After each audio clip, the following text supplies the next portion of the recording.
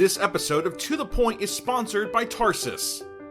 Tarsus Pharmaceuticals applies proven science and new technology to revolutionize treatment for patients, starting with eye care. Tarsus is advancing its pipeline to address several diseases with high unmet need across a range of therapeutic categories, including eye care, dermatology, and infectious disease prevention. Tarsus is proud to announce that Xdemvy Lotilaner Ophthalmic Solution 0.25% is now available to prescribe.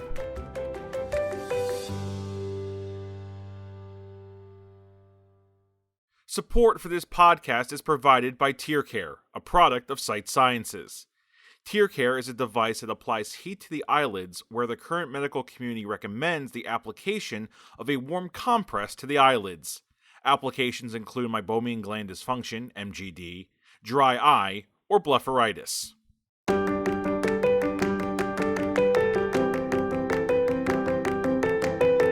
Ocular surface disease. It's complex, chronic, and progressive, but rife with opportunity for the enterprising optometrist. The mission of this podcast is to make this condition more understandable and accessible to those interested in specializing in it. So let's get to the point. Hello, everyone. Welcome to another episode of the To The Point podcast. My name is Jackie Garlick, and I am joined by my co-host, Leslie Odell. And we have a guest with us today that we're very excited to have on the podcast. We're joined by Dr. Kimberly Friedman, and I'm going to take just a minute to read her bio to explain how great of a guest she is going to be today as we talk about the role of nutrition in dry eye disease. So Dr. Friedman is a founding partner of Morristown Eye Associates, a private group optometric practice in New Jersey, and is the director of the Dry Eye Clinic at Morristown Eye. She is a past president of the New Jersey Society of Optometric Physicians, a fellow in the American Academy of Optometry, and a diplomat of the American Board of Optometry, as well as a past clinical director for the New Jersey and National Special Olympics Opening Eyes program. She currently serves as a vice president with Physician Recommended Nutraceuticals, and she also serves on the advisory board of the Healthy Eyes Advantage. Previously is on the advisory board of Women in Optometry magazine and has appeared in numerous television segments and print media throughout the U.S., including The Rachel Ray Show. Oh my God, that's so exciting. That is super cool. I did not know that. So she's also received many awards, including the New Jersey and the NJSOP OD of the Year Award and the Young OD of the Year Award, BSP's People First Choice Award, and the Special Olympics National Recognition Award. She lectures nationally and writes recurring columns for various eye care related publications. Dr. Friedman, welcome. We're so happy you're here. Thank you so much for having me. I should have shortened that bio a little bit more. Sorry to make you read that. Oh, no, it's wonderful. And it really makes us feel excited to have you and all of your different layers of expertise that have really made you an awesome leader, optometry female. So we appreciate all of the things you do that make you you. Well, I appreciate what you guys are doing as well. So this is a mutual admiration society that we've got going on here. So today you are here to educate us and our listeners on the role of nutrition in dry eye disease. We probably should have had a podcast like this in probably our last year episode. I listen to a lot of nutrition podcasts, and the recurring theme in a lot of these is nutrition plays a role in so many disease processes. And although we're always looking for what medication we can be using to treat dry eye disease, if we really just change our diet, and not just for dry eye, but just from a total body systemic standpoint, you can cure a lot of the problems that are wrong and with your body and with your eyes. So today we're focusing obviously on eyes. So I was hoping you could maybe even start us out with what is the role of omegas in dry eye disease and meibomian gland dysfunction? Well, certainly omegas play a huge role in meibomian gland dysfunction and dry eye disease. And honestly, I am as guilty as anyone in not understanding that role for many, many years. Even when I started my dry eye clinic back in the, 10 years ago, give or take, I really, at that point, didn't have a clear understanding of the role that nutrition and omega-3 fatty acids play in the development of and progression of dry eye disease. What we do know is, let's take, for example, if you look at meibomian glands under a slit lamp. Now, most of us all understand that evaporative dry eye disease is the major cause, or a mixed form with evaporative dry eye. And that, of course, comes from the meibomian glands. And when we look at the meibomian glands under the slit lamp and we see that white capped gland gook toothpastey stuff, what we're actually seeing there is omega fatty acids. That is a visual representation right there of what the omega balance of fatty acids is in our body. And when you see that white capped meibomian gland, those are omega 6s. When you see that olive oily consistency meibum, that is omega 3s. At body temperature, meibum that is full of omega 3s is going to be very olive oil consistency. Meibum that is full of omega 6s is going to be very much like toothpaste, lard, margarine consistency. So without even any of the fancy schmancy tests or imaging devices, you can tell simply by just looking at the slit lamp if the patient is deficient in omega 3 fatty acids or excessive in omega 6 fatty acids. It really isn't rocket science. It's right there in front of you. Well, I would say that we both have those patients, that we've all seen both sides of that coin, the white toothpaste that you're saying, and then also the clear meibum that is what we're achieving with our treatments. And I think that really goes to show how, nutritional supplementations, not that you actually need that as a foundational therapy when you're trying to do any kind of MGD treatment, right? So if you're trying to clear out that white toothpaste and you don't have them on some kind of foundational supplementation and their diet is high in the omega-6, you're going to be climbing a mountain uphill, the whole way for that patient. And what they might have invested in might not be as successful as we hope. Absolutely. In my office, I use LipiFlow per se, but you could use whatever that you use in your office. But I won't do LipiFlow unless the patient is on a good quality omega-3 fatty acid.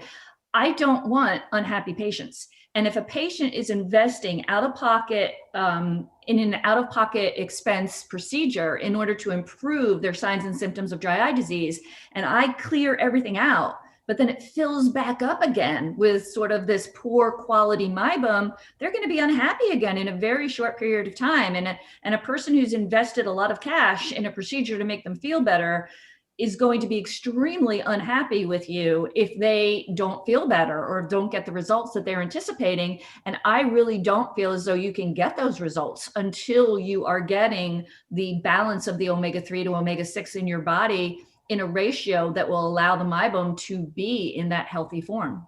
So I kind of have a two-part question with this. I do the same thing. So I do tear care in my office, but I definitely don't do tear care without supplementing with some omega-3. But I wondered, and I was actually going to ask you about this, Leslie, too. Do you make it some sort of rule that you need to have them on omega-3s a month, 2 months prior to doing any of these thermal therapies, LipiFlow, tear care, or will you just still do it? And then, how quickly are we going to be seeing results once people start an omega-3 supplement?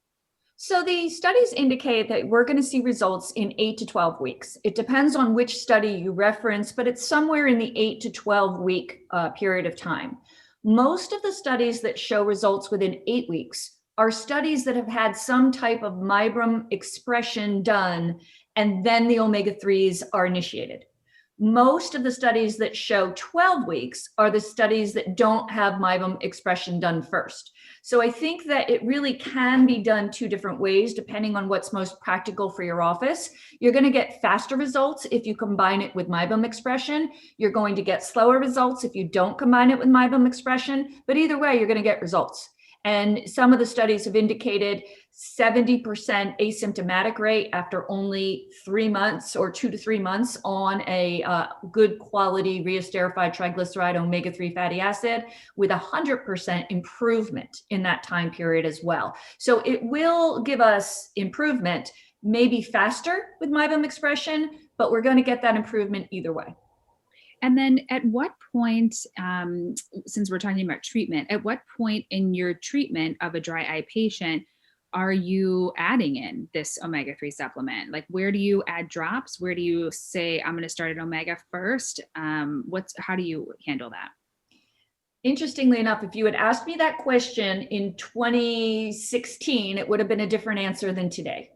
I traditionally did, way back when, either a Restasis or Xiidra, or in today's world, Cequa, as my first step. And then I would bring the patient back in 3 months. And if they were still uncomfortable, still showing signs and symptoms, I would add an omega-3.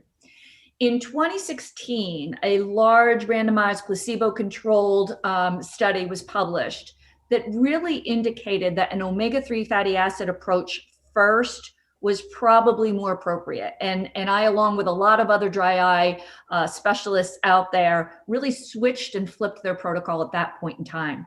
When that study was published, it showed us that a good quality reesterified triglyceride form in the right dosage would affect tear breakup time, MMP9, corneal staining, the OSDI, the osmolarity, basically every sign and symptom that we use, every marker we use for dry eye disease. Whereas we know that the topical drops that are out there, even though they're drugs, they really might meet 1 or 2 markers. Maybe it's OSDI, or maybe it is Schirmer's, or maybe it is staining, but they really don't meet the breadth that a good quality omega-3 fatty acid does.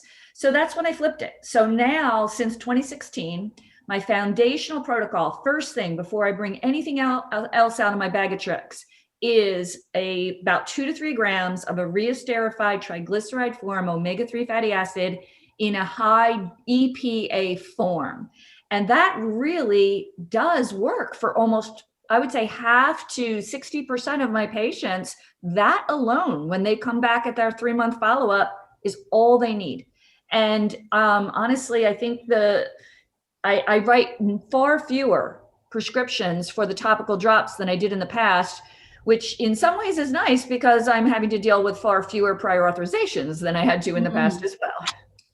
That is the truth. That's like the biggest hurdle of our job right now. I think what you said is really powerful, because when, some of these medications came out, the big draw was that they improve signs and symptoms of dry eye. And just like you said, that might have been one sign, right? Clinical finding.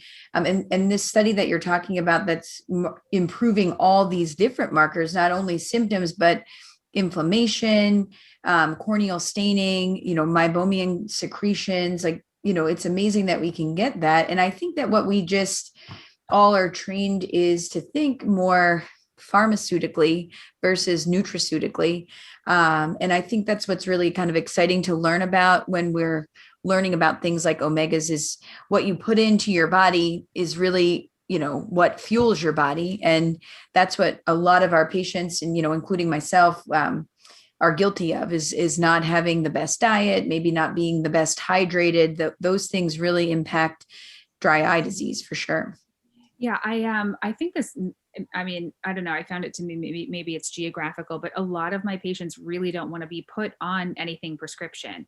So to be able to have let's just do an omega-3, people love supplements, or at least my patients are very okay with supplements. They're very not okay with a prescription medication. Yeah. So I would think, Jackie, for you, I would think it's probably like your patient base, right? You're dealing with a lot of younger people. As soon as you say prescription, people automatically feel old. So I feel like in our younger patients, that nutraceuticals definitely are appealing. And really, when, if you think about anything that you can do naturally, most patients are very receptive to the natural ways that we can treat anything. So I do have a question on, and these are probably some of the questions I've heard from my patients, but why is one omega-3 supplement better than another? And how do I read or look at an over-the-counter omega? I was listening to a video that you had done before that was really great on that. So I was hoping you could maybe just tell us the highlights, the points on why one over the counter, why is a cheap omega-3 a cheap one? And why is that not effective? Basically, it comes down to three things. You have to look at what the dose is of the omega-3 fatty acid that you're looking at. You have to look at the ratio of the EPA and DHA in the formula.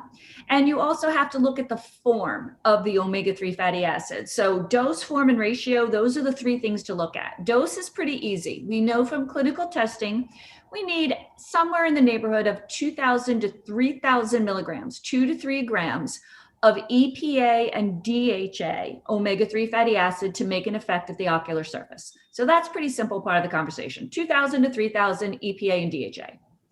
The second thing we need to look at is what form is the omega-3 fatty acid in?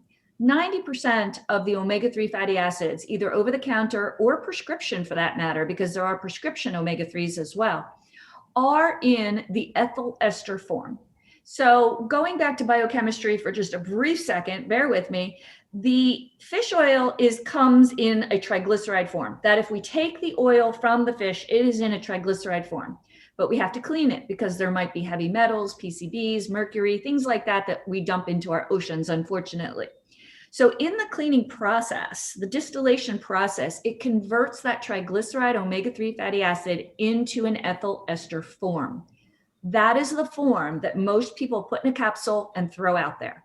The problem is that form is a foreign synthetic form to our bodies. We can't digest it. It sits in our stomach. Only about 20 to 30% actually gets into the body, and the rest of it just goes out into our stool, actually. So what happens is in an ethyl ester form, sometimes you get fish burps and indigestion and such because it can't digest well, and it's not really doing anything. You would have to take it by the handful to get enough into the bloodstream to get to the meibomian glands to make a difference. So we have to look for a reesterified triglyceride form. That is the cleaned form that has then been reconverted back into a triglyceride. So it's the same form as is found in a clean piece of salmon. So if you don't have any, GI discomfort or side effects with a clean piece of salmon, you're not going to have any GI issues with a reesterified triglyceride omega-3 fatty acid supplement. And it has an 80 to 90% absorption rate. So it's getting in and it's doing something, and you don't have to take it in mega doses in order to get it in. So again, first thing, the dose, 2 to 3,000 milligrams of EPA DHA. Second thing is the form, reesterified triglyceride. And most labels are going to tout that if that's what they are. But that is a big difference between a $17 bottle and a $50 bottle, is whether it's ethyl ester or reesterified triglyceride. And then the last thing is the ratio. And that is, there are three subtypes of omega-3s, and not to get too bogged down in this, but ALA, EPA, and DHA. ALA does not work for ocular surface health. EPA and DHA do. I'm just oversimplifying here. So if you have a label that says 2,000 milligrams of fish oil, flip it over on the back. And on the back, if it's actually 1,500 ALA and only 500 of EPA and DHA, you really are only getting 500. It doesn't matter what's on the front of the label or how much ALA is in there or some of the other things that are in there. Really just key in on EPA and DHA. You need about 2,000 to 3,000 milligrams of EPA and DHA and not all the other stuff. This episode of To The Point is sponsored by Tarsus. Tarsus Pharmaceuticals applies proven science and new technology to revolutionize treatment for patients, starting with eye care. Tarsus is advancing its pipeline to address several diseases with high unmet need across a range of therapeutic categories, including eye care, dermatology, and infectious disease prevention. Tarsus is proud to announce that Xdemvy Lotilaner Ophthalmic Solution 0.25% is now available to prescribe.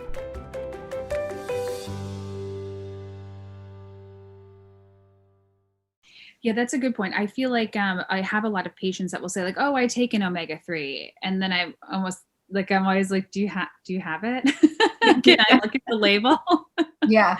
Well, and then another thing that I started doing is looking at, I kind of challenge those patients sometimes, and I use the omega-3 quant test, so I can actually challenge them to test what their red blood cell saturation is and get a number. So that optimal range is about 8%.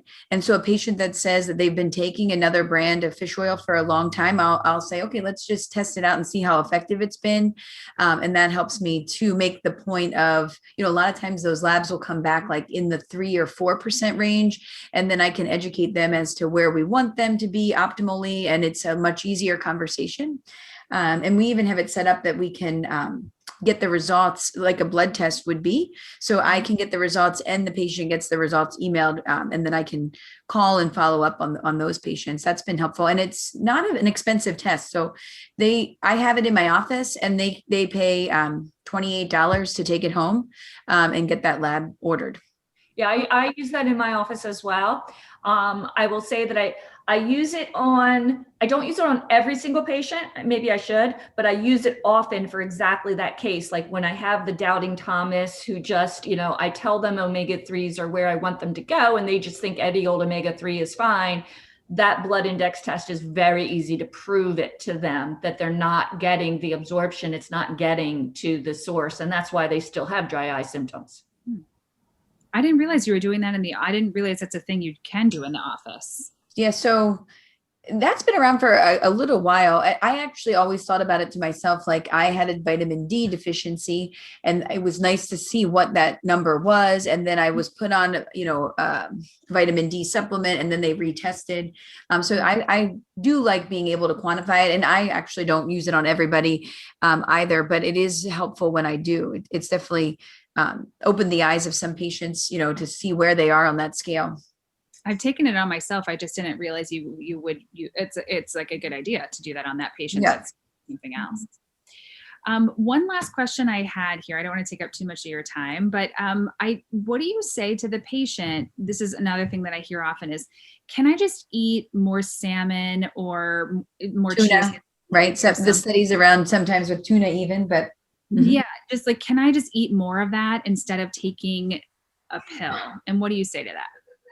I wish I could say yes, but no. Unfortunately, we have really polluted our oceans to the point that if we were to eat enough wild-caught salmon or tuna, in order to get our omega-3 blood index level to the 8% level or higher, which is what our recommended and therapeutic level is, and that's based on multiple clinical studies that have been done by like Fatty Acid Research Institute experts, that 8% is our target.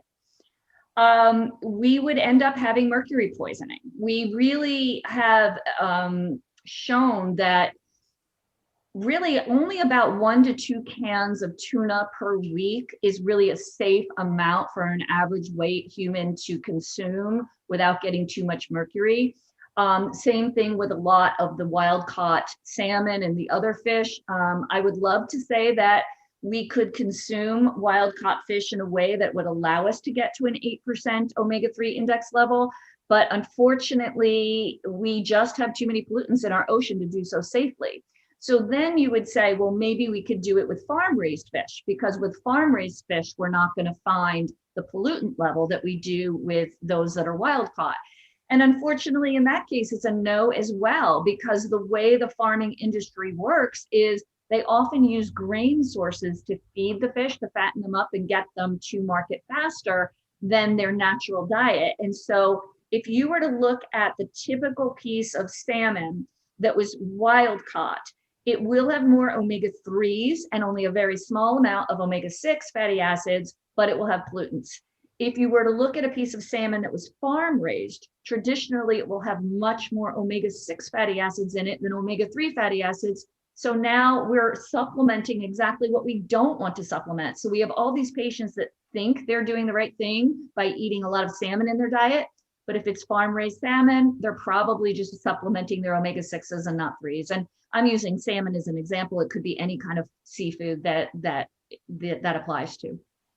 I actually didn't know that piece of information until my rep told me that. And I was like, oh, I don't think I ever pay attention if it's like wild caught or farm raised. And yeah. I think that's like, in the general population, I think people would have no idea and think they're doing, good by eating salmon, which they are, but Yeah.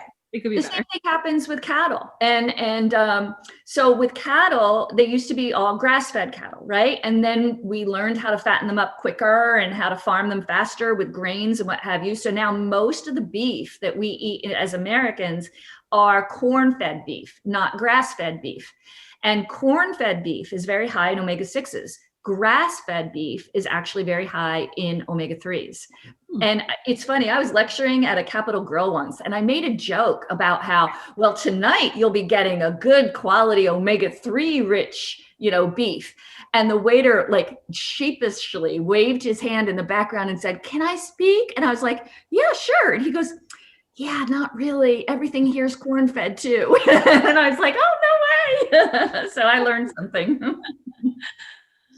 Actually, even more interesting, I happened to have a family friend or somebody that was talking about, they were a cattle farmer, and they were like feeding their cows. Like, I'm not even kidding. They would take truckloads of anything that was left over, moldy bread or gummy bears that were expired, and they were feeding it to the cows. And I was like thinking really hard about what I was eating, because I had never heard something like that before. But I guess when there was a corn, maybe there was bad weather and there was a corn shortage, that then farmers were looking for anything. But I was thinking that's not something you hear about every day. Gummy bears going in my cows. So, talk about omega-6 and high fructose corn syrup. It'll fatten them up. Right. Crazy. All right. I think that about we have covered a good amount of stuff here. Leslie, did you have any other things you wanted to add? I feel very knowledgeable. Thank you, Kim, for I think it's always, great to hear from somebody who's so knowledgeable when it comes to nutrition. I think it's, not only even in our dry eye patients, but, a majority of what we're treating that's trying to be preventative in care, whether it's macular degeneration or diabetic eye disease, we have a lot that we can do to really be preventative, and nutrition and lifestyle play a huge role in that. They do. More so than I think we realized when we were in training in school. So one of the things that I learned in my practice was that when I just recommended that the patient go on omega-3 fatty acids without being specific, they would certainly just go to the drugstore and buy the cheapest thing on the shelf. So now I'm very careful to make sure that I recommend specific products by specific names. And whenever possible, I put them on home delivery, so that just like their mail order pharmacy sends a product quarterly for them, I have them on the same kind of setup. It kind of elevates it to in their mind that it's just like another mail order pharmacy product arriving at their home quarterly, so that they stay consistent and compliant on the recommendation that I am giving them.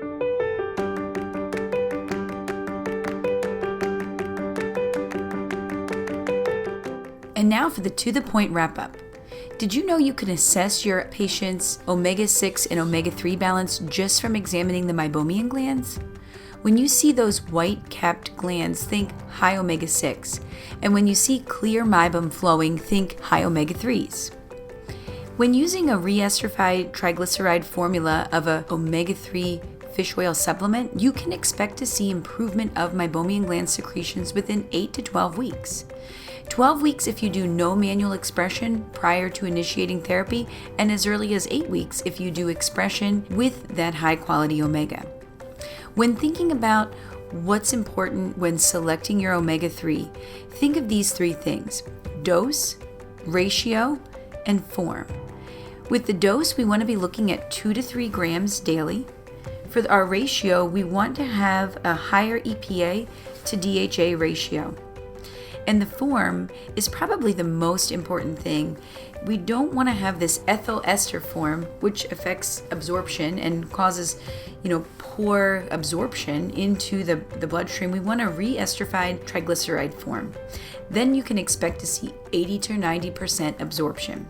Keep educating your patients about the importance of diet, nutrition, and also supplementation with things like high quality fish oil on your journey while treating dry eye.